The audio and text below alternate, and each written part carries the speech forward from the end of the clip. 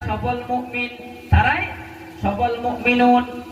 এর ভিতরে মুমিন পুরুষ রয়েছে, মুমিন নারীও রয়েছে। তারা কারা?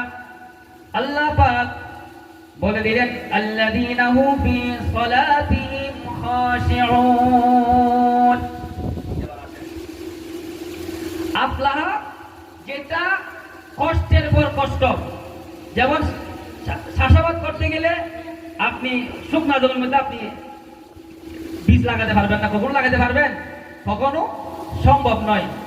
আফলাহ তো এটা কষ্টের পর কষ্টের, যেটা বান্দা কষ্টের মাধ্যমে অর্জিত হয়।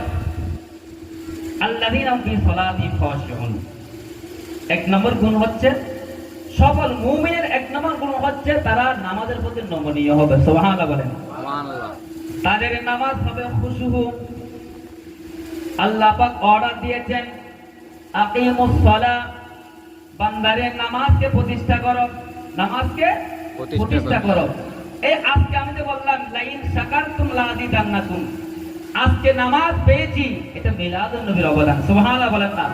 একটু চাও সুবহানাল্লাহ। মসজিদে পেয়েছি, এটা মিলাদুন নবীর অবদান, ঠিক কি না? কার অবদান? মিলাদুন নবীর অবদান। এই জন্য মিলাদে মুসলিম আলোচনা অনেক হয়েছে। আমার রাসূল যে নিয়ামত এনেছেন ওই নিয়ামতের একটু শুকরিয়া আদায় করতে হবে। কথা বলেন ঠিক কিনা? তাহলে সফল মুমিন মিলাবেন। আমিও মানুষ, আপনারও মানুষ। মুমিন কারা? সফল মুমিন কারা? সূরা মুমিনুর মধ্যে আল্লাহ পাক যে গুণাবলী বলেছেন ওই গুণাবলী আমাদের সঙ্গে আমরা মিলাবো। আল্লাযীনা হুম ফি সালাতিহিম খাশিউন, ওই বান্দারা যারা খুশু বিনয় সহকারে, খুব ভালো করে খেয়াল করবেন, বিনয় সহকারে নামাজকে যথাযথ কি করেছেন? আদায় করেছেন। সুবহানাল্লাহ বলেন। আমরা নামাজ পড়ি না? নামাজ পড়ি কিনা? পড়ি।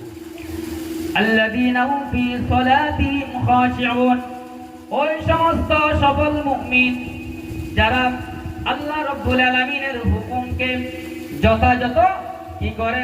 পালন করে। কারণ আল্লাহ পাক আমাদেরকে কোনো উদ্দেশ্য ছিল না, কেবলমাত্র একটি উদ্দেশ্য, মা খালাকতুল জিন্না ওয়াল ইনসা ইল্লা লিয়াবুদুন। আল্লাহ রাব্বুল আলামিন জিন এবং ইনসানকে সৃষ্টি করেছেন কেবলমাত্র ওই রবের ইবাদত বন্দেগী করার জন্য। সুবহানাল্লাহ। উদ্দেশ্য কি?